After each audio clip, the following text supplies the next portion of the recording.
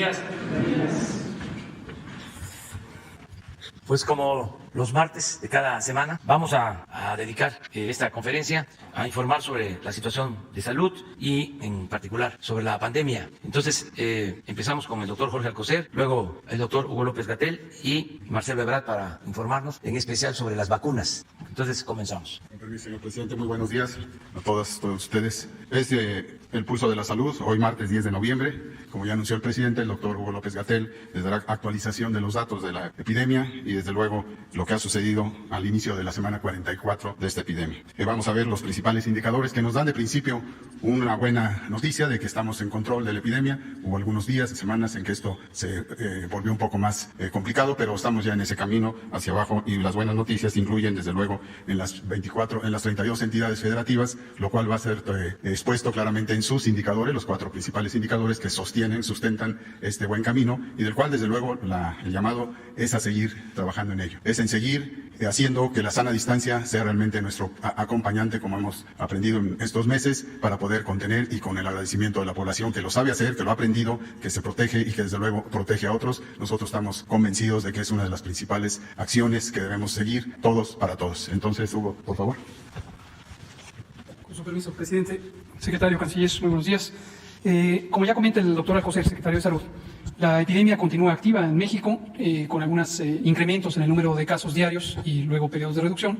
Recordarán, en términos generales, que desde marzo tuvimos la predicción de que tendríamos una epidemia muy larga, en el mundo entero, de hecho, y que en México podría proyectarse hasta octubre, momento en el que empezaría la temporada de otoño-invierno, en donde en todos los países del hemisferio norte empieza la temporada de influenza. La temporada de influenza se caracteriza porque esta enfermedad de interés epidémico, igual que la totalidad de los virus respiratorios que se transmiten de persona a persona a través de la vía respiratoria y causan inflamación del aparato respiratorio, nariz, garganta, tráquea o los propios pulmones, aumentan su frecuencia, aumentan la cantidad de personas que están afectadas porque se transmite de manera más eficiente durante la temporada fría. Hemos ya comentado en ocasiones anteriores razones fisiológicas, razones de funcionamiento del cuerpo humano y también razones epidemiológicas y ambientales por las que esto ocurre. La predicción desde entonces fue que COVID-19 también tendría un repunte o un incremento de casos.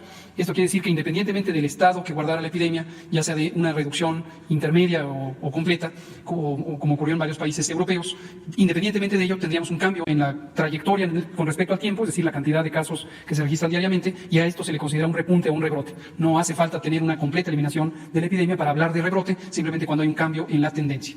Eso es lo que vamos a comentar y, si me permite el presidente, me paso para allá para comentar directamente 2 elementos. Uno es el informe técnico general que presentamos todos los días por la tarde y el otro es el informe detallado, estado por estado, cuál es la situación de la ocurrencia de casos, la hospitalización y las muy lamentables defunciones. Con su permiso. Muchas gracias. Aquí tenemos el informe general, es el que presentamos ayer lunes por la tarde. Tenemos 163 días en este periodo de nueva normalidad. Un recordatorio, esto quiere decir un proceso gradual de desconfinamiento que a partir del 1 de junio quedó dispuesto para que cada entidad federativa, de acuerdo a la intensidad epidémica que fuera teniendo, fuera regulando las actividades que se pueden realizar en el espacio público. Recordar que mayormente los trabajos, las escuelas y las actividades recreativas en general, es decir, es un conjunto muy amplio que se realizan en el espacio público, son los que determinan que las personas salgan de casa y por lo tanto, entre más personas salen de casa y más personas se congregan, mayor probabilidad de que haya contagios. Sin embargo, como también hemos destacado en innumerables ocasiones, no se puede tener completamente confinada a una sociedad porque esto causa graves daños a la economía y en particular nos preocupa la economía popular, la economía de las personas que viven al día. Nunca perder de vista que en México existe desde hace muchas décadas una enorme desigualdad social y económica que lleva a que la mitad de la población vive en condiciones de pobreza, en condiciones de insuficiencia económica. Y esto lo hemos cuidado especialmente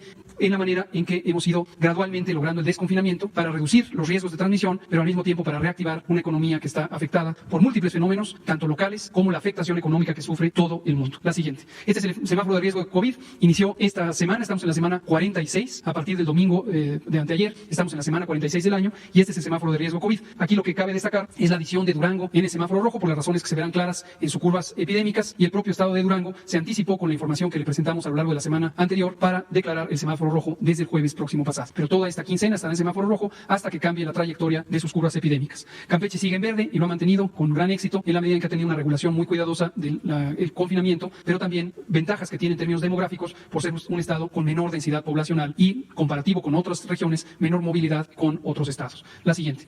Ahora sí, esta es la curva epidémica. Recordad siempre que las curvas epidémicas, esto lo explico porque veremos ahorita muchas curvas epidémicas y aquellas personas que no estuvieran familiarizadas con lo que es una curva epidémica. Una curva epidémica es una representación visual, gráfica, de lo que va ocurriendo con la presentación de casos, personas que enferman en esta situación de COVID-19 a lo largo del tiempo. Por lo tanto, el tiempo está representado por estos números que están aquí, están medidos en semanas, desde la primera semana del año y hasta la 44. Aunque estamos viviendo la semana 46, cortamos la información 2 semanas atrás porque es el periodo en donde los datos son estables. Esto quiere decir, ya no hay flujo de datos relativos a lo que ocurrió en esas semanas. Y la cantidad de casos se representa por la altura de estas columnas, y está en esta escala que se puede ver aquí, y dice casos. En otras curvas pondremos otros indicadores como la mortalidad.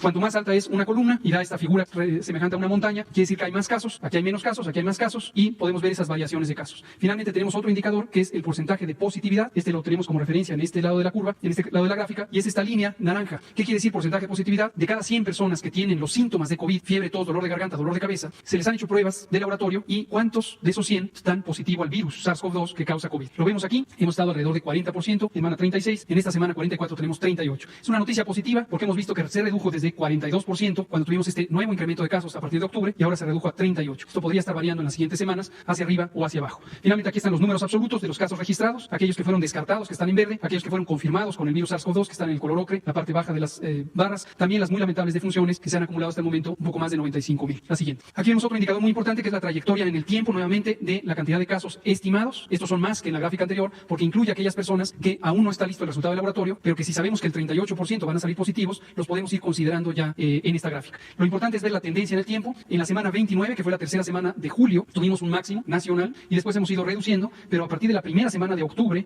empezamos a ver un incremento. La primera semana de octubre es la semana 40, entonces tuvimos este incremento, después se siguió subiendo y esta semana 46 tenemos una noticia positiva respecto a los datos de la semana 44, que es que se redujo 16%. Y otro indicador importante es cuántos de los casos que se han acumulado son de los últimos 15 días. Aunque seguimos teniendo información y la seguiremos presentando de cuántos casos se han acumulado desde el primer caso, que ocurrió el 28 de febrero, solamente las personas que enfermaron en los últimos 15 días tienen la capacidad de contagiar a otros y tienen enfermedad activa, excepto aquellos que permanecen hospitalizados porque tienen todavía una enfermedad suficientemente grave o aquellas personas que requieren rehabilitación pulmonar y pueden tener un periodo de recuperación, pero no tienen ya la capacidad de transmitir. Solamente aquellas de los últimos 15 días, que son 45.017, el 4%. La siguiente. Este es lo mismo, pero en mortalidad. Son las muy lamentables defunciones que han ocurrido. Este es un virus letal. Es un virus que tiene la capacidad de causar la muerte en todos los países del mundo. Es una condición biológica muy desafortunada, pero es un virus que tiene esa capacidad de dañar los pulmones, causar neumonía grave y, por lo tanto, causar también la muerte. Aquí lo que vemos es, en el tiempo, cómo se han ido presentando las muy lamentables defunciones. Están pintadas de color azul, aquellas que fueron confirmadas directamente por laboratorio, y en este color gris, aquellas que, aunque no fueron confirmadas, por su presentación, se supone, se puede inferir por parte del personal médico que tuvieron también COVID y han sido registradas desde el inicio y han sido documentadas. Igualmente, desde la semana 28, la segunda semana de julio, tuvimos un punto máximo, posteriormente empezó a descender y llegó a un mínimo en la semana 41, la segunda semana de octubre. De ahí empezó este incremento y hemos tenido un incremento hasta que en la semana 43 hacia la 44 vemos una noticia positiva que es se redujo 1%. Podría ser que a lo largo de la semana este 1% cambie en la medida que van llegando más datos y entonces tengamos ya una situación que a lo mejor representa ningún cambio o incluso un pequeño incremento. Y estas variaciones las vamos a estar viendo. Desde el máximo, la segunda semana de julio, al punto mínimo, hemos reducido 47% la mortalidad. Aquí aprovechamos para hacer un recordatorio a la población. Si usted tiene los síntomas de COVID, fiebre, tos, dolor de garganta, dolor de cabeza, y además tiene 60 o más años de edad, o tiene una enfermedad crónica importante, diabetes, hipertensión, obesidad, sobrepeso, tabaquismo o enfermedad pulmonar o cardíaca crónica, no se espere, por favor. Vaya a consulta médica. Usted puede no percibir que tiene una enfermedad grave, porque los primeros días va a sentir como si fuera un catarro. Sin embargo, si fuera COVID, si fuera la infección causada por el virus SARS-CoV-2 causante de COVID-19, tiene un grave riesgo de que presente neumonía. Y si se espera, se está perdiendo tiempo útil, tiempo valioso, para poder atender las complicaciones y disminuir la probabilidad de una complicación fatal. La siguiente. Finalmente, en el informe breve tenemos la ocupación hospitalaria, que la vemos representada por unas gráficas de columnas, que se ve el porcentaje, 100% es hasta arriba y 0 hasta abajo, y el color, en este caso magenta, lo que muestra es cuánta ocupación hospitalaria hay estado por estado. En la última barra está la ocupación nacional, que es de 33%, la tercera parte de las camas que han sido destinadas para COVID-19, que son 28.086, están en este momento ocupadas por un paciente que tiene infección respiratoria aguda grave. Recordar que esas camas son producto de una reconversión hospitalaria que logró aumentar más de 6 veces la capacidad en camas generales y casi 4 veces en camas con ventilador. Lo que tenemos aquí es Chihuahua con 84% de ocupación, en este momento es la de mayor ocupación, enseguida Durango con 74, Coahuila con 67, Nuevo León con 59 y Aguascalientes con 55. El resto tienen menos de la mitad de las camas ocupadas. Y en la siguiente y última del informe breve, misma idea, pero para aquellas camas destinadas a personas críticamente enfermas. Le llamamos camas con ventilador porque está la máquina que ayuda a las personas a respirar cuando los pulmones están muy afectados. Esta es producto también de la reconversión, de la adquisición de ventiladores y de la reorganización del sistema de salud. 26% 36%, un poquito más de la cuarta parte están ocupadas, y Chihuahua, Aguascalientes son los estados con la mayor ocupación de este tipo de camas. Le sigue Zacatecas, pero con menos del 50%, y en adelante los demás tienen menos del 50%. Vamos a ver ahora las curvas epidémicas. Mientras las ponen, le recordamos a toda la audiencia la importancia de haber hecho esta reconversión. El propósito no es tener camas y mucho menos tenerlas vacías. El propósito fue desde el principio, como uno de los objetivos estratégicos de la respuesta a COVID-19 en México, que no hubiera personas que necesitando atención médica quedaran fuera por no tener camas disponibles. Una de las mayores amenazas con un evento agudo grave de interés epidémico como COVID-19 es que no haya suficiente capacidad de respuesta. Por eso nos trazamos ese objetivo claramente desde el inicio y hemos logrado que en ningún momento alguien se quede fuera del hospital si necesita hospitalizarse. Y también recordamos la importancia de acudir tempranamente al hospital de manera que se pueda atender a las personas. Existen los recursos, existen las capacidades. Vamos a ver entidad federativa por entidad. Este es el mapa general. Lo que ilustra es la intensidad epidémica con un indicador muy conocido en epidemiología que se llama incidencia. Es la incidencia de los casos estimados, los casos de los últimos 14 días, cómo se distribuyen. Entre más oscuro se ve cada entidad federativa, mayor intensidad de la epidemia. Y en este momento Durango, Zacatecas, Aguascalientes, Coahuila y Nuevo León son los que tienen la mayor intensidad, junto con Querétaro y también la Ciudad de México. Baja California Sur, aunque tiene todavía importante reserva hospitalaria, tiene por su pequeño tamaño de población todavía una intensidad epidémica medida por la incidencia que es de consideración. La siguiente.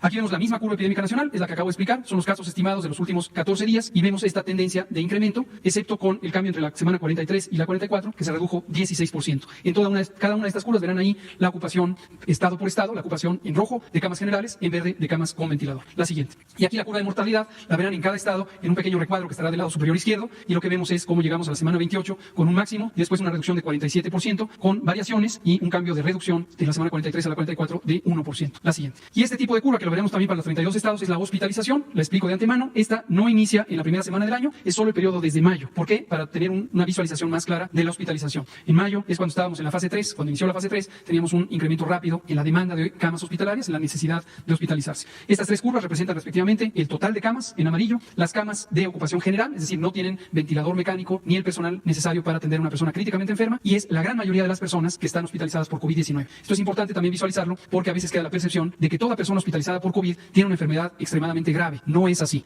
La gran mayoría son personas que tienen una enfermedad suficientemente importante para necesitar hospitalizarse y beneficiarse de la hospitalización, pero no están intubadas. No están intubadas. Y la minoría, el 5%, tienen una atención de persona crítica y están intubadas, pero la gran mayoría no lo están. Esta no se verá con suficiente claridad porque es muy pequeña la escala, pero veremos el total y las personas que no están críticamente enfermas. Vemos que a nivel nacional llegamos primero a un punto máximo que fue también en las últimas semanas de julio, después un descenso, y a partir de las primeras semanas de octubre, la primera o la segunda, empezamos a ver un incremento en la ocupación hospitalaria. Y recientemente, en la última semana, tenemos estabilidad. La siguiente, por favor. Vámonos ahora sí, estado por estado, con la misma lógica. Curva de casos estimados, curva de defunciones muy lamentables, y esta misma curva, para mejor visualización, está en este recuadro en este color verde. Aguascalientes claramente tuvo un periodo de ascenso, después una larga meseta, y a partir de las primeras semanas de octubre empezó a tener un incremento de casos. En este momento apenas tiene una estabilidad, vamos a ver si se mantiene, pero hasta ahorita ha tenido una trayectoria de incremento desde la última quincena de septiembre. Y aquí vemos las defunciones, también una trayectoria hacia arriba. La siguiente. Su hospitalización, vemos ese patrón, empezó a subir, después tuvo una reducción y desde las primeras semanas de octubre empezó a tener un incremento, todavía tiene un aumento importante en la necesidad de hospitalización. La siguiente. Baja California ha tenido subidas y bajadas, pero desde la semana 15 del año llegó a un punto máximo y desde ahí ha tenido una reducción sostenida, aunque tiene variaciones a lo largo del tiempo. Las defunciones también de manera sostenida han estado reduciéndose. Recordar que después de la Ciudad de México, Baja California fue la segunda entidad con mayor intensidad epidémica. La siguiente. La hospitalización sigue un patrón consistente, empezó a reducirse y en las primeras semanas de octubre o en las últimas 2 de septiembre empezó a incrementarse, pero no se ha incrementado muy importantemente, de tal suerte que tiene todavía 2/3 partes de sus camas libres para ser ocupadas en esto. Aquí también recordar que cuando decimos camas libres, no es que esté ociosa la cama y el personal necesario para atender al paciente. Está siendo utilizada para otras condiciones de salud, pero siempre con la posibilidad de ser utilizada de manera inmediata para una persona que tenga COVID. La siguiente. Baja California Sur, como ya decíamos, tiene un descenso de la epidemia, pero todavía en una proporción o cantidad significativa con respecto a su población, y las defunciones se han ido reduciendo también de manera más acelerada. La siguiente. La hospitalización va en franco descenso, se están desocupando y miren ustedes, 13%, 16% para camas generales y camas con ventilador. La siguiente. El estado de Campeche fue el primero en pasar a semáforo amarillo y el primero en pasar a semáforo verde, tiene ya 3 quincenas en el periodo de semáforo verde, llegó a un punto máximo de su epidemia en la semana 27, que es la segunda semana de julio, posteriormente tuvo este descenso que se ha mantenido y las defunciones consistentemente han bajado. La siguiente. La hospitalización vemos que tiene mínima ocupación hospitalaria para personas con infección respiratoria aguda grave, desde luego ocupadas para otras condiciones de salud y un descenso sostenido de la hospitalización. La siguiente. El estado de Chiapas tiene un patrón semejante, llegó a un punto muy identificable en la semana 26 del año, a partir de ahí empezó a descender, está en semáforo amarillo, las defunciones descienden, la siguiente, la hospitalización desciende consistentemente. Mínima ocupación hospitalaria. La siguiente. Chihuahua fue el estado que hemos estado comentando en las últimas 3 semanas, tuvo un repunte, tuvo un rebrote, después de haber tenido con éxito un periodo muy largo de control en esta meseta larga de muy poca transmisión y de repente tuvo a partir de la semana 37 del año, que es la segunda quincena de septiembre, un incremento de casos. Hemos estado trabajando con el estado de Chihuahua, el propio estado está haciendo varias actividades de expansión de capacidades y de restricción de la movilidad, lo que ha logrado también ya tener algunos impactos positivos en reducción de la curva epidémica. La mortalidad todavía en una fase de ascenso, generalmente hay un desfase de 15 a 21 días entre que baje la cantidad de casos y baje la mortalidad. ¿Por qué razón? Porque las personas que estuvieron enfermas aquí fueron hospitalizadas y el tiempo medio de hospitalización es de un poco más de 14 días, como de 18 días. Entonces es posible todavía que algunas personas que quedaron hospitalizadas tengan un desenlace o bien positivo, ojalá sea el caso, o bien de una muy lamentable defunción. La siguiente. Este es semáforo rojo, por supuesto. Vemos la ocupación hospitalaria como fue subiendo y apenas en los últimos 5 días se ha estabilizado, en parte por la expansión hospitalaria, en parte porque tenemos ya una reducción de nuevos casos. La siguiente. La Ciudad de México, zona de muy difícil control epidémico, lo hemos destacado, la más difícil. La cuarta parte, casi la cuarta parte de la población mexicana reside en la zona metropolitana del Valle de México y eso hace más difícil el control epidémico. Entre mayor densidad poblacional, mayor tamaño poblacional y mayor movilidad de las personas, se vuelve más complicado. Hemos tenido esta meseta, le llamamos meseta a cuando no hay un incremento ni un descenso, que es el promedio de lo que ocurre aquí, aunque hay subidas y bajadas, y desde la semana 38 un incremento sostenido. La doctora Sheinbaum, la jefa de gobierno, ha tomado varias de las acciones que aún estando en semáforo naranja pudieran corresponder al semáforo rojo. Hemos procurado que haya una regulación importante de la movilidad con pequeños ajustes y como siempre pensando en los dos bienes públicos, la salud y la vida, importantísima y prioritaria, pero también el bienestar social y las economías populares. La siguiente. La hospitalización se ha mantenido con reducción hasta la primera semana de septiembre, en donde empezó a cambiar gradualmente con un poco de incremento, se incrementa, pero hay todavía la mitad de las camas están en disponibilidad. La siguiente. Coahuila es el segundo de los estados que, igual que Chihuahua, en este conglomerado de 5 a 7 estados en la zona centro-norte, tuvo un repunte. Había tenido un descenso hasta la semana 37 y después tuvo este incremento importante y se han estado tomando también acciones para regular la movilidad. Las defunciones también van todavía en incremento. Esperemos que en la medida en que bajen los casos, en 15 a 20 días después bajen las defunciones. La siguiente. La hospitalización es consistente, se ve lo mismo a partir de la segunda quincena de septiembre, un incremento en el uso de los hospitales y con una importante ocupación hospitalaria. La siguiente. Colima ha tenido un punto máximo en la semana 35 del año, pero posteriormente descenso, subida, descenso. En general, si vemos la trayectoria desde aquí para allá, hay un periodo de descenso. Está el semáforo naranja y las defunciones muestran un descenso, igual que en la siguiente, la hospitalización se ha mantenido en descenso desde la primera semana de julio. La siguiente. Durango, tercer estado de ese conglomerado de la zona centro-norte, está en el semáforo rojo. Parecido a Coahuila, tuvo un periodo de relativa estabilidad, pero después tuvo este incremento muy acelerado en la ocurrencia de casos. La mortalidad también está hacia arriba y ojalá que empiecen a ascender los casos y 15 a 20 días después las defunciones. La siguiente. La hospitalización, consistentemente, también desde las primeras semanas de septiembre empezó a incrementar la ocupación y tiene importante ocupación hospitalaria, 3/4 partes de las camas generales están ocupadas. La siguiente. Estado de México, de manera muy consistente desde la semana 23, ha tenido reducción, con pequeñas subidas. Lo mismo las defunciones. La siguiente, la hospitalización, una reducción lenta, pero continua hasta el momento. La siguiente. Guanajuato tuvo un periodo de repunte desde la semana 39, la última semana de septiembre, y apenas tiene la primera semana en donde reduce. Ojalá que también esto se mantenga. La mortalidad no se ha incrementado importantemente y esperamos que posteriormente se mantenga la reducción. La siguiente es ocupación hospitalaria con un pequeño repunte, pero también vemos buenas posibilidades de que regrese a la reducción. La siguiente.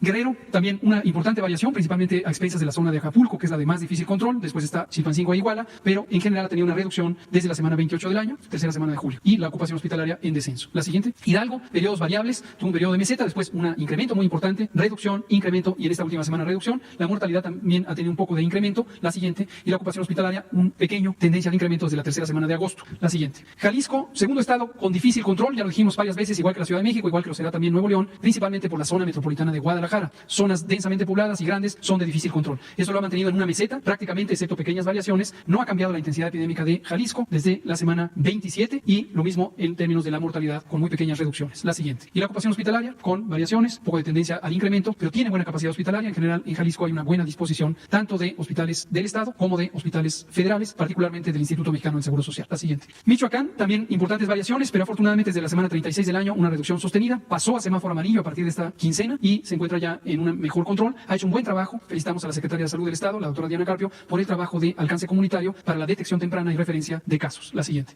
Y reducción en la ocupación hospitalaria, con menos de la cuarta parte de las camas con ventilador ocupadas y casi la cuarta parte de camas generales. La siguiente. Morelos, lo mismo. Morelos tiene un largo trayecto, si lo consideramos desde la semana 21, punto en el que alcanzó el máximo. Tiene un descenso muy sostenido, aunque ha tenido variaciones. Lo mismo la mortalidad, es el tercer ciclo que tiene semáforo amarillo. La siguiente. siguiente, y vemos que la hospitalización también con subidas y bajadas ha tenido una larga trayectoria al descenso desde el mes de junio. La siguiente. Nayarit, sin mayores comentarios, es muy evidente cómo ha tenido una reducción sostenida desde la semana 30 hacia abajo, pasa a semáforo amarillo, las defunciones van en descenso. La siguiente, la hospitalización de Nayarit también con algunas fluctuaciones en septiembre-octubre, pero va en descenso. La siguiente. Nuevo León, tercer estado de difícil manejo por las zonas metropolitanas, en este caso Monterrey. Tenemos una meseta alta con importante transmisión que seguirá teniendo estas variaciones. La mortalidad se ha reducido importantemente y la siguiente, la hospitalización tuvo un repunte también desde septiembre hasta la fecha en que en los últimos 15 días encontró estabilidad. La siguiente, Oaxaca, importantes variaciones desde la semana 29 llegó a un punto máximo, tuvo un descenso hasta la semana 37, después subida, después apenas 3 semanas de descenso. Está en semáforo amarillo, las defunciones reducen. La siguiente, la hospitalización en una meseta con subidas y bajadas. La siguiente. Puebla, muy bien. Puebla, hemos felicitado a Puebla varias veces por el manejo del desconfinamiento. Tuvo un manejo del desconfinamiento muy científico. Tomó en cuenta la contribución que tienen las actividades económicas a la movilidad y también su utilidad pública en términos económicos y sociales. Y estableció un programa de desconfinamiento gradual que le ha llevado al éxito. Vemos aquí que desde la semana 26 empezó a descender su presencia de casos. Es la cuarta vez que está en semáforo amarillo y tiene también un descenso sostenido de la mortalidad. La siguiente, lo vemos en la hospitalización, también sin mayores sobresaltos, con una pequeña meseta en los últimos 21 días, pero ha tenido reducción de la hospitalización. La siguiente.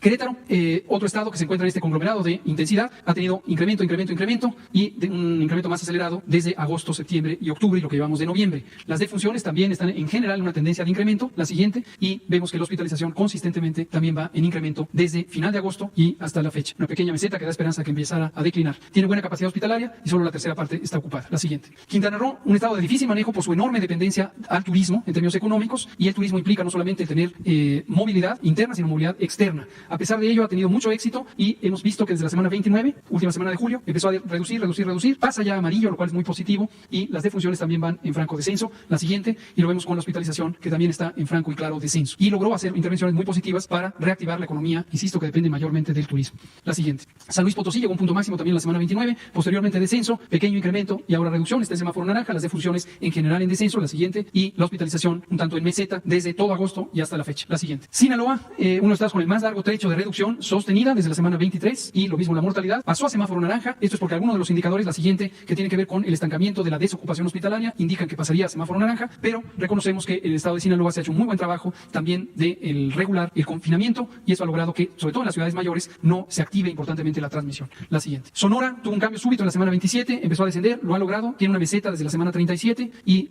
se encuentra todavía en semáforo naranja, aunque la mortalidad se ha reducido importantemente, pero empezó a tener un incremento lento desde agosto, y hay que tener cuidado ahí con la oportunidad de atención. Esto es muy importante. Vemos que la ocupación hospitalaria también redujo, pero se estancó y tiene la quinta parte de sus camas ocupadas. La siguiente. Tabasco va muy bien, también un descenso progresivo desde la semana 28 y reducción de la mortalidad, tercer ciclo de semáforo amarillo. La siguiente, y esta reducción sostenida de la hospitalización. Ahorita enfrentando retos por la inundación, uno de los hospitales más importantes, el Hospital Juan Graham Casasus, también tuvo afectaciones, pero lograron organizarse para redistribuir a los pacientes mayormente atendidos en el Hospital Juan Graham. La siguiente. Tamaulipas va muy bien, con una reducción sostenida desde la semana 28, también lleva ya 4 semáforos amarillos, reducción de defunciones, la siguiente, y reducción de la hospitalización. La siguiente. Tlaxcala también va muy bien, desde la semana 29 llegó al punto máximo, ha tenido reducción sostenida. En el mes de octubre, un poco más lenta la reducción, tercer semáforo amarillo, reducción de defunciones, la siguiente, y reducción de hospitalizaciones con algunas variaciones. La siguiente. Veracruz va muy bien, desde la semana 29, punto máximo, reducción sostenida, tercer semáforo amarillo, reducción de defunciones, la siguiente, reducción de hospitalización. Veracruz. La siguiente. Penúltimo, Yucatán también llegó a un punto máximo la semana 30 y después ha tenido reducción con algunas variaciones, permanece en semáforo naranja, reducen las defunciones y ha hecho un buen trabajo también de control de la movilidad que le ha llevado también a reducir los casos y las hospitalizaciones. Lleva ya varias semanas de estancamiento de las hospitalizaciones, pero en general tiene muy buena disponibilidad de camas. La siguiente y última, Zacatecas, que sería el sexto estado, son 6 estados que se encuentran en fase de ascenso, son los que destacamos, y tenemos que llegó a un punto máximo en la semana 32, después descenso, desde la semana 38, que es la penúltima de septiembre, empezó a tener incremento, se encuentra en este momento en semáforo naranja, las defunciones todavía van a la alza y todavía podría estar así por 15 días adicionales después de que empiece la reducción de casos. Riesgo de que pasara a semáforo rojo, ojalá que logren revertir la tendencia controlando mejor la movilidad. Y vemos también cómo las hospitalizaciones consistentemente para estos 6 estados que hemos destacado van en ascenso. Cierro diciendo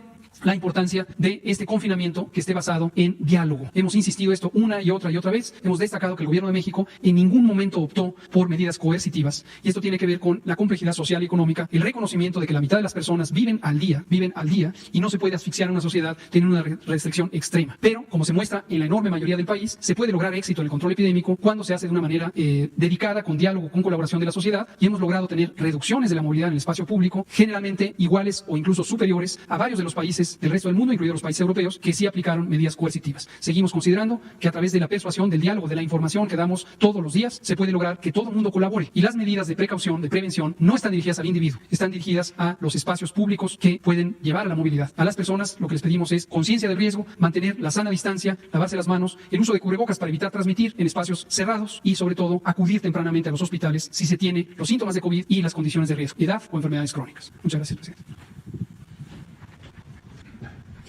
Con su permiso, señor presidente. Señor secretario, señor subsecretario, señoras y señores, buenos días. Informar lo que son los avances de esta semana en lo que está a cargo de la Secretaría de Relaciones Exteriores, que como ustedes saben, nos ha pedido el señor presidente hace varios meses que junto con la Secretaría de Salud nos abocáramos en todo el mundo para garantizar que México tenga un acceso en tiempo y forma a la potencial o posible vacuna contra el COVID-19. Y hoy pues nos toca ser optimistas, porque los resultados que están mostrando algunas de estas posibles vacunas son muy buenos. De acuerdo a las instituciones internacionales, la Organización Mundial de la Salud y, por supuesto, las propias empresas que están informando a la autoridad regulatoria de cada país. Bueno, caso de México, ¿en qué estamos? Esta es una visión general del portafolio. CanSino, que como ustedes saben está en fase 3, ahora les reporto en qué va. Pfizer, BioNTech, que se firmó convenio con México el día 12 de octubre pasado, por parte del señor secretario de Salud, con la asistencia, por supuesto, del señor presidente de la República, como testigo de honor. AstraZeneca, Universidad de Oxford, que también se firmó convenio con ellos, que se va a producir en México la fase final, el envasado, para su distribución en América Latina y, por supuesto, en México. Moderna, que está trabajando con los Institutos Nacionales de Salud de los Estados Unidos, que también ya le hizo una propuesta a México y estamos explorando con ellos los siguientes pasos. La vacuna rusa, que también estamos en diálogo con ellos para poder iniciar en México una fase 3. Y debo agregar a este cuadro dos datos importantes para que ustedes lo tengan presente. La vacuna presentada por Janssen está autorizada su fase 3 en México y Novavax de los Estados Unidos presentó el día 2 de noviembre ante COFEPRIS su expediente para iniciar fase 3 en México. Avances para el caso de CanSino. Se inició la fase 3 de ensayos clínicos del proyecto de vacuna de CanSino en Guerrero y Oaxaca. ¿Por qué? Porque el señor presidente nos pidió, como ya lo dije, que no sean los estudios concentrados en las ciudades que tienen más facilidades, sino que sea incluyente en todo el país, y por eso buscó que Guerrero y Oaxaca fueran el inicio. Se realizarán en entre 12 y 15 mil voluntarios mexicanos, mayores de 18 años, en 20 centros, y esto va a incluir entre 10 y 14 entidades federativas de la República. En este momento hay 9 centros de salud ya autorizados en 9 entidades federativas. Esta semana, en curso, inicia la implementación del estudio en 5 entidades federativas más, que son Aguascalientes, Ciudad de México, Coahuila, Michoacán y Nuevo León. Esta semana se prevé el arribo del segundo cargamento de dosis para el estudio con 14,000 unidades, 7,000 vacunas y 7,000 placebos. El estudio representa una inversión total de CanSino de más de $140 millones. Por lo que hace a la vacuna candidata de Pfizer y BioNTech, como ustedes saben, tenemos un acuerdo de precompra para cubrir de 7.75 a 17.2 millones de personas. Bueno, Pfizer anunció que los primeros resultados de los estudios clínicos apuntan a que su vacuna candidata es robustamente efectiva para prevenir el COVID-19. El proyecto de vacuna es efectivo en más del 90% de los casos, así lo reportó esa empresa, misma efectividad de vacunas como las existentes contra el sarampión, muy superior a estimaciones iniciales que tenía la empresa, para una efectividad de aproximadamente 55%. Pfizer espera que las autoridades regulatorias en Estados Unidos, y debo decir en la Unión Europea, aprueben la vacuna a finales de este mes o principios de diciembre para producir al menos 15 millones de vacunas en lo que resta de este año. Como ustedes recordarán, el día 12 de octubre se firmó el acuerdo con Pfizer. El estudio fase 3 de Pfizer incluyó a 43,538 voluntarios y desde su inicio, que fue el 27 de julio, no se habían observado efectos secundarios graves. El 8 de noviembre, un comité independiente de monitoreo de datos externo de las empresas determinó la eficacia del proyecto de vacuna, porque es muy importante cuidar la seguridad, como bien lo ha señalado el subsecretario López-Gatell. La vacuna de Pfizer, conocida como BNT-I62B2, está basada en tecnología de RNA y fue celebrada pues también por la Organización Mundial de la Salud. Dijo su director Tedros Adhanom: damos la bienvenida a las alentadoras noticias sobre la vacuna de Pfizer y saludamos a todos los científicos y aliados en el mundo que están desarrollando herramientas nuevas, seguras y eficaces para vencer al COVID-19. El mundo está experimentando innovación científica sin precedentes y colaboración para acabar con la pandemia. Esto fue su comentario. Por lo que hace Moderna, avanza la cooperación entre México y Moderna. Se esperan resultados de los estudios clínicos fase 3 en este mismo mes.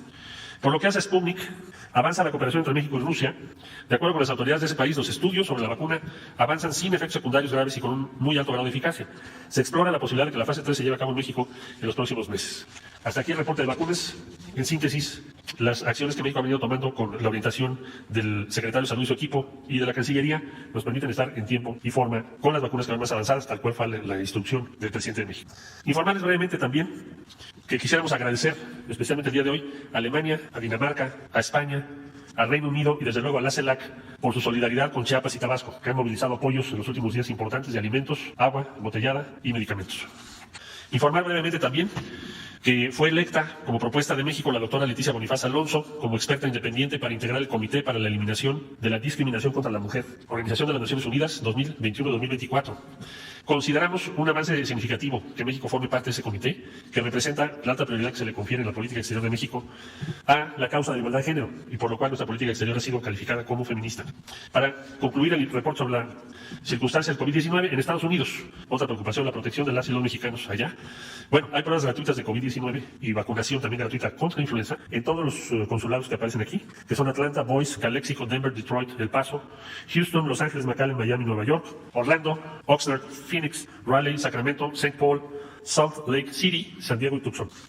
Y por último, como ustedes saben, con la Secretaría de Salud se ha mantenido la ventanilla de la salud, que ya atendió a 2.634.842 compatriotas de manera remota en Estados Unidos, y de manera directa ya llegamos a 586.449. Muchas gracias por su atención. Es cuanto, señor presidente. Bueno, tenemos apuntado a un compañero, pero vamos a si hay temas sobre salud. Salud. Buenos días, señor presidente. Buenos días, secretario, señor canciller. Presidente, en este tema de salud que se da una amplia explicación todos los días, la pregunta es cómo evitar la politización de una pandemia que perjudica a todo el país. Y lo digo por Coahuila, señor. En Coahuila, en las clínicas, incluso en los hospitales, no hay medicamento a pesar de que usted ha dicho sí hay. Y sabemos que sí hay. En clínicas del IMSS, del Seguro Social, del sector salud, hasta ponen una lista de medicamentos que no tienen. ¿Y sabe qué dicen, presidente? Los señores de las farmacias, ¿por qué se manejan en Coahuila? Para que sigan votando por Andrés Manuel López Obrador. Este es un uso faccioso que denuncia usted, señor presidente, porque es un uso político, indigno, de una situación tan delicada como es la salud de los mexicanos. 6 meses esperando un medicamento, gente que no tiene que comer, señor, por el tema de la salud. Es utilizar la pandemia de una manera cínica, política, porque acaba de haber elecciones en Coahuila, usted sabe, presidente, donde el INE no se dio cuenta del reparto de dinero, de despensas. Pero más allá de eso, el uso faccioso de la salud y del medicamento, porque eso ya es grave, señor. Yo no sé si está tipificado en el sector salud cómo poner atención al robo de medicamentos, porque mientras no hay medicamentos en las clínicas, señor presidente, señor secretario, pululan nuevas farmacias, propiedad de señores médicos y personal administrativo de las clínicas, tanto del IMSS, del ISSSTE y del sector salud. Bueno, el sector salud, los médicos tienen una clínica al otro lado, en Torreón, pues. El esfuerzo que hace la presidencia de la República, su gobierno, señor. Soy Albino Córdoba de ACN, Canal 54, por cierto, no, presidente, perdón. Y tenemos documentado, señor, tengo documentado en qué puntos sectores de Durango, de Coahuila, tenemos este tipo de problemas. Hay gente con enfermedades crónico-degenerativas, diabetes, tratamientos incluso psiquiátricos. No les llega el medicamento y no tienen para comprarlo. Yo veía al doctor Gatell ahí aguantar a la señora Liteyes, por ejemplo, en la Cámara de Senadores, un arranque de los que tienen. Pero ¿qué hacer, señor presidente? Es la pregunta concreta para que se frene este tipo de robo, porque el medicamento llega, pero se lo roban, presidente. Es la palabra correcta, se lo roban. No llega a la clínica, pero llega a las farmacias que están alrededor. Y le dicen en las farmacias a la gente pobre, señor del pueblo, para que siga votando por Andrés Manuel López Obrador. Presidente, si es un uso faccioso político que traen los llamados federalistas, pues si federalismo somos todos los estados, no son 10. Eso es en cuanto al tema salud y al tema pandemia, COVID-19. ¿Cómo detenerlo, presidente? Yo quisiera que usted nos ayudara con una explicación a la sociedad y alguna instrucción al sector salud para que pongan atención a este tipo de robos de medicamento que se hace con mucho esfuerzo evitando la corrupción en su gobierno, pero que no le están ayudando en las clínicas del país, señor. Está por todos lados. Y si me permite una segunda pregunta para usted ahí mismo, porque ya no voy a haber participación. Hay una situación en la Fiscalía General de la República, es un reclamo social. Hay poca atención, presidente. Está el caso Lozoya, que no sabemos ni qué ha pasado. O sea, entiendo la arrogante autonomía de la Fiscalía, pero la gente pregunta qué pasa con el tema de Lozoya. Hay muchos implicados. Tal parece que le dijeron a Luis de Garay, te vamos a detener, mejor vete. Digo, por la orden de aprehensión que se giró y luego ya se desistió. Y en ese mismo contexto del Poder Judicial, porque están ligados, con todo respeto, porque se puede hacer un extrañamiento de parte del titular del Ejecutivo, no propiamente una acción arbitraria. Quizás un extrañamiento de la Cámara de Senadores, que es la revisora. Entiendo la separación de poderes, presidente. Como que se generan órdenes de aprehensión, pero el juez dice viene mal integrada. Y en ese mismo contexto, el señor Eduardo Medina Mora, exministro, ni siquiera ha perdido su respetabilidad, presidente. Es el señor exministro y sigue cobrando 80% de su sueldo de acuerdo a las leyes del Poder Judicial. Y la Cámara de Senadores acaba de entrar en controversia con el INE, que ya también legisla, presidente, en contra de la Constitución. O sea, son temas que están en el ánimo de la población y que, pues, obviamente entiendo todo lo que es su nivel de responsabilidad en este país. Pero quisiera saber, presidente, ¿qué se puede hacer? No podríamos hacer una consulta para ver si el pueblo de México todavía quiere al INE, porque quiere 1.500 millones para la consulta. O sea, es grosero, presidente, en un pueblo donde estamos luchando por erradicar corrupción e impunidad. Y si me permite, finalmente, en Durango está Chemurs, que es duro, presidente. Ya ve, gracias por el acueducto, señor. Nos va a ayudar mucho, porque estamos tomando agua con arsénico. A niveles lo conoce, si el sector salud lo conoce. Chemurs perjudicó, va a producir un químico. Es Dunlop, es una transnacional. Usted conoce el tema, se lo han planteado, presidente. Como candidato y como presidente. Está a un lado de una planta de explosivos. Perjudica 22 comunidades. Va a producir cianuro. Está detenida por la gente allá en Durango. Y me pidieron, por favor, diga al presidente que esto ya, pues es a billetazos. Está el Poder Judicial. Las dos denuncias que tiene la sociedad, porque lo tiene detenido el pueblo, maestros, campesinos, son comunidades rurales, porque mintió la empresa Chemours a la Secretaría de Medio Ambiente, que no se perjudicaba a ninguna comunidad. En Estados Unidos no nos dejaron instalar esa planta de cianuro, y los corrieron de Guanajuato, presidente. Y ahí en Durango están a billetazos a la Suprema Corte de Justicia de la Nación, pues que se van a instalar. Primero, el tema obviamente político de la pandemia, eso no es nuevo. Segundo, señor, el tema de los medicamentos, el uso faccioso, político, grosero e irreverente, está perjudicando pues a usted, presidente, porque le dicen a la gente, sigan votando por Andrés Manuel para que no tengan medicamentos durante meses. Alguien debe actuar. Ayúdanos, presidente, por favor. Sí, mira, es natural que haya resistencias al cambio. Siempre he hablado de este tema. En las 3 transformaciones que se han llevado a cabo ha habido resistencias y mucha confrontación, mucha violencia. Los héroes, los padres de nuestra patria fueron fusilados, asesinados. Hidalgo, Morelos, Allende, todos prácticamente. Porque hubo una reacción en contra del movimiento de independencia. En la reforma lo mismo. Ocampo fue asesinado y otros más. Y también mucha gente perdió la vida porque se querían mantener los fueros, los privilegios. Y salió adelante la reforma. ¿Cómo había salido también adelante la independencia? Juárez repetía una frase de Hidalgo: el que quiera ser libre, lo será. En la revolución lo mismo. Bueno, llegaron hasta asesinar al presidente Madero y se avanzó con la revolución, se llevó a cabo esa transformación. Hubo también muchas resistencias y muchas pérdidas de vida. Nosotros estamos llevando a cabo la 4ª transformación de la vida pública del país, muy profunda, igual que las otras, pero se está logrando de manera pacífica, afortunadamente. Entonces es normal que existan estas resistencias. Si había un régimen corrupto de privilegios, pues tiene que haber una inconformidad por lo que estamos haciendo en contra de la transformación. En el caso de los medicamentos, pero esto aplica en todo. En el caso de los medicamentos, pues habían unas cuantas empresas vinculadas al gobierno que hacían su agosto. Ayer se dio a conocer un reportaje de cómo una organización opositora a nuestro gobierno, que está promoviendo el que se unan todos en contra nuestra, demostrando que pues, son lo mismo, dándonos la razón, porque están haciendo alianzas en los estados, el PRI, el PAN, o sea, lo mismo de siempre, en contra nuestra. Acuérdense de que el PRI ha tenido 4 etapas. Cuando nace, en 1929, que es PNR, luego se transforma en 1938 como Partido de la Revolución Mexicana, se convierte en PRI en 1946 y luego en el 88 pues ya vuelve a transformarse en PRIAN a partir de Salinas. Entonces están actuando de manera consecuente con lo que representan. Entonces existe todo este agrupamiento. Bueno, uno de los grupos que está promoviendo esta alianza está siendo financiado por empresas que hacían su agosto, que sacaban provecho, que no pagaban impuestos, entre otras cosas, durante todo el periodo neoliberal. Y una de esas empresas vende medicamentos. Una empresa, lo que pasa que ayer no se dijo, sí, no se comentó, PISA, que le aporta dinero. Entonces, así como esa empresa, pues otras. Entonces, y hay toda una campaña, están muy molestos, porque optamos por comprar los medicamentos en el extranjero. Ya se lanzó esa convocatoria, es la ONU la que va a comprar los medicamentos, y no saben también al interior del gobierno cuántas resistencias estamos enfrentando. Por ejemplo, la COFEPRIS, que es una institución del gobierno, había establecido que para dar el permiso de poder introducir o importar medicamentos se necesitaban primero 90 días, luego 60. ¿Para qué? Para desalentar a las farmacéuticas extranjeras, es decir, ¿cómo le voy a vender al gobierno de México si no me van a dar la autorización? Tuvimos que hacer un acuerdo especial con un decreto para validar los registros que esas farmacéuticas ya tienen en sus países, porque estamos hablando de empresas serias, que no tengan que obtener un nuevo permiso de COFEPRIS. Todavía ayer le preguntamos, ¿y cuántos días ahora se van a requerir? Y me contestaron, 20. Dije, no. Y hoy vienen los de Naciones Unidas y se les va a notificar con un oficio del señor de que es en automático. Pero todo esto no es casual, son los obstáculos que nos ponen para que no podamos adquirir los medicamentos y que continúe el desabasto y que tengamos que ponernos de rodillas ante ellos. Están equivocados. Se les olvida de que nosotros somos muy perseverantes y que defendemos nuestros ideales y que no vamos a dar ni un paso atrás. Y se va a acabar con la corrupción. Y no importan las campañas. Entre más nos golpean, más dignos nos sentimos. Lo que decía Ponciano Arriaga. ¿Por qué? Porque estamos defendiendo una causa justa. Entonces, no van a faltar los medicamentos. Le digo a la gente, estamos limpiando de corrupción al país. Porque si no lo hacemos, nos rendimos, nos cansamos, el país no va a salir adelante. Porque la peste que más ha dañado a México es la corrupción. Entonces, la transformación va a pesar de todos los obstáculos. Y sobre los otros temas que planteas, pues no se pueden entregar permisos a empresas que dañen el medio ambiente y mucho menos que afecten la salud del pueblo. En este caso de esta empresa está llevándose a cabo un proceso en el Poder Judicial, vamos a estar nosotros pendientes, pero también va a intervenir, está interviniendo la Secretaría del Medio Ambiente. Y ya no es lo mismo, ya no es a billetazos, no estamos nosotros al servicio de los grupos de intereses creados. Nuestro amo es el pueblo de México. Entonces, ahí vamos avanzando. Y también algo que es importante, tenerle confianza a la gente. La gente se da cuenta de todo. Le pueden estar diciendo, ahora que comentas tú esto, al principio, porque yo no lo había escuchado, hace como un año, era en el ISSSTE, donde difundían de que no había medicamentos porque no les dábamos presupuesto. A todos los derechohabientes les decían eso. Fue la campaña. Luego ya dejaron de decirlo. Pero no debemos de preocuparnos mucho porque ya la gente está muy consciente. Más que nunca.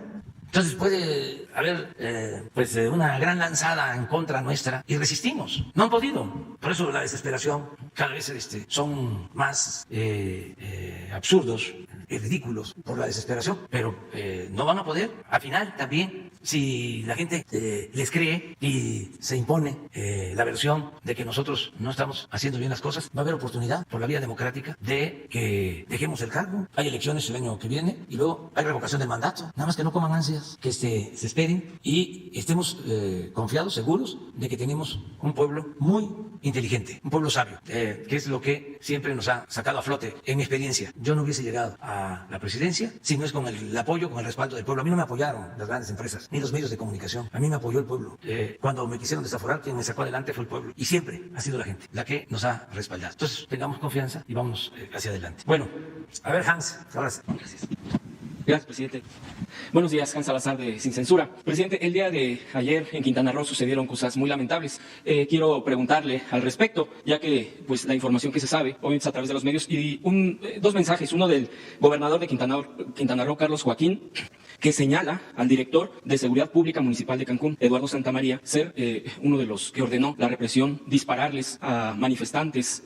Seguramente, pues usted ya vio los videos, no lo sé. Son muy fuertes, son terribles lo que se ha difundido. Y este disparo contra los manifestantes, que en un principio se estaba reportando como con balas de goma, sin embargo, se demostró la propia gente que padeció esto. Hay videos donde incluso estuvo presente la Guardia Nacional. Hay un senador, incluso Álvarez y Casa, que señala la Guardia Nacional, sin embargo, no se ve actuar a la Guardia Nacional, sino la propia policía. De ahí también hay una acusación de que es policía municipal o policía estatal. Dicen que no, que hay un mando único. En fin, son varias versiones. Yo quiero preguntarle, presidente, si esto se ha tocado en la mesa de seguridad del día de hoy. ¿Qué medidas se van a tomar al respecto? Ya Gobernación, la Secretaría de Gobernación ha dicho que pide que se investigue esto. Sin embargo, sabemos que cuando se hacen estas peticiones son como llamados a misa. Desafortunadamente son cosas que en este país todavía no se alejan. Y nada más poner en el contexto, preguntarle también en este tema, presidente, se tiene también contemplado el llamado que hizo un empresario de allá, que incluso aquí fue denunciado en la mañanera, amenazándolo a usted, y en un video del 6 de noviembre advierte que iba a desatar un caos en el estado de Quintana Roo. Preguntar si esto tiene que ver con lo que pasó el día de ayer, si tiene información al respecto. Gracias. Sí,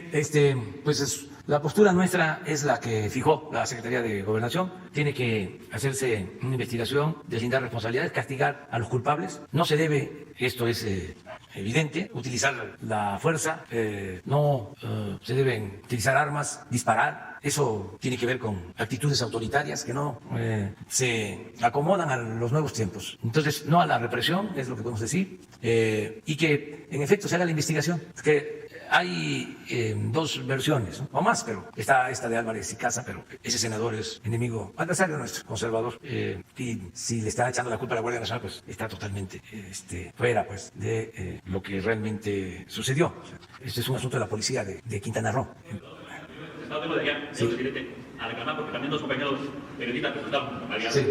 Y fue el secretario estatal, Alberto Capela, que ya estuvo en el momento como secretario Sí. también. Entonces, sí, pero yo te pregunto a ti, ¿estuvo la Guardia Nacional? Llegó al último, pero nada más no se metió. No se metió. Bueno. Ahí es mentira sobre la Guardia Sí, de acuerdo.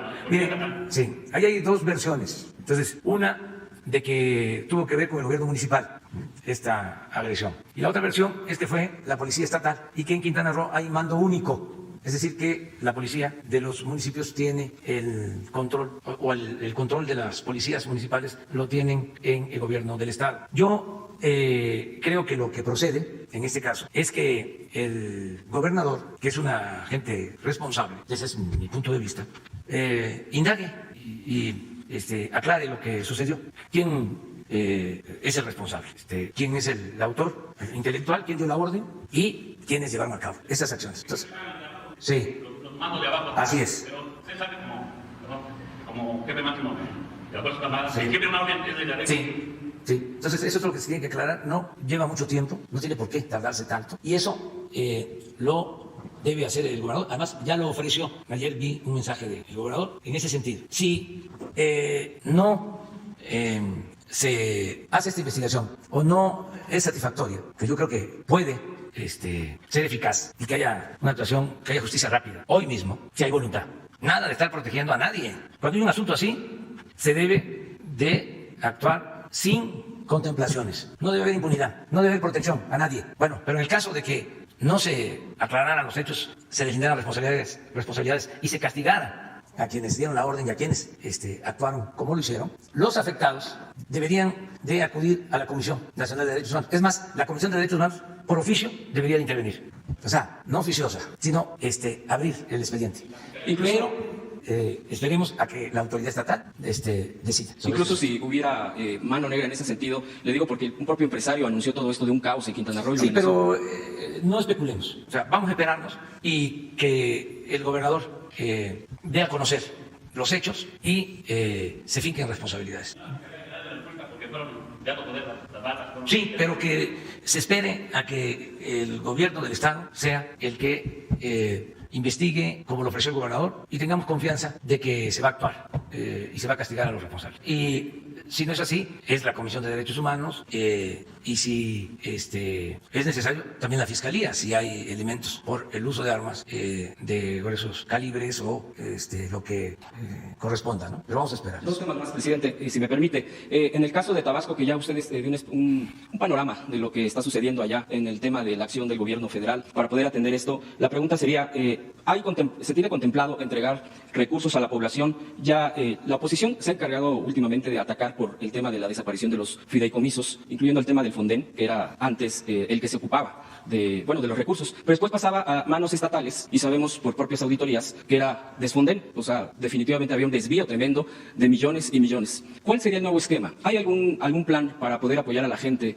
de recuperar por lo menos parte de lo que está perdiendo, de lo que ya ha perdido, de sus pertenencias materiales, si hay este plan, si no lo hay, u otro esquema, y si habrá una especie de reglas de operación, y si lo operará solamente el gobierno federal, o lo operará el estatal, o en coordinación? Miren, en el caso de los afectados, en Tabasco, en Chiapas, en Veracruz, vamos a hablar de 3 etapas, 3 momentos. Lo primero es proteger la vida, buscar que la gente tenga protección, refugio, y que no le falten los alimentos, lo básico. La gente, el propósito es el ser humano, cuidar a la gente. Eso es lo que están haciendo en Tabasco con los planes Marina y DN3. Lo primero es eso, el que se tengan refugios suficientes, que no falten los medicamentos. Ha habido mucha solidaridad, mucha solidaridad de otros estados, ahora también del extranjero, y se está atendiendo a la gente. Esa es la primera etapa. Esto al mismo tiempo de que se hace todo lo que se puede para evitar que afecten más las inundaciones. Por ejemplo, creo que fue eficaz el haber decidido desfogar la presa poco a poco. En el último reporte ya hay una extracción de 1.200 metros cúbicos por segundo y llegó a estar 2 horas a 2.100 metros cúbicos por segundo. Que afortunadamente no está lloviendo. Ya el caso de la presa está controlado. Lo que se está padeciendo es que llovió muchísimo. Fue una lluvia abundante. Se habla que desde hace 50 años no llovía, que la precipitación ahora fue extraordinaria. Eso se tiene en los registros. Entonces, tarda el agua en salir, en que vayan bajando las inundaciones, que los ríos que se salieron de cauce vuelvan a tener control y que se entienda a nivel nacional, o sea que es una situación muy especial. Tabasco es una planicie, son tierras bajas, ahí todavía el suelo se sigue construyendo. ¿Cómo se ha hecho el suelo en Tabasco? Con toda la tierra, el limo, que dejan las inundaciones. Se inundaba Tabasco. O sea, Tabasco, su población estaba a la orilla de los ríos, en la parte alta, en los barrancos. En Tabasco hay muchos ríos. Y habían y siguen habiendo arroyos. De los ríos entraba agua hacia lagunas, hacia los espaldares de los pueblos. Entonces, desde la época prehispánica, los mayas, para irle ganando tierra al pantano, a las zonas bajas, esos arroyos los ampliaban o hacían arroyos hacia adentro, que les llamaban sangrías. Se inundaba, entraba el agua por completo. Y al bajar el agua ya quedaba suelo más alto. Así se fue haciendo Tabasco. Entonces es una zona muy baja, te explicaba. Y se abandonó el desasolve de los cauces de los ríos durante mucho tiempo. Entonces por eso tarda en bajar el agua, se estanca. Hay zonas abajo del nivel del mar, 1 metro abajo del nivel del mar. Por ejemplo, en la zona de Nacajuca y de Central se le conoce como la olla de la Chontal, porque es así, ¿no? Y también esto pasa en Macuspana, en las zonas bajas. Entonces eso es lo que se está padeciendo.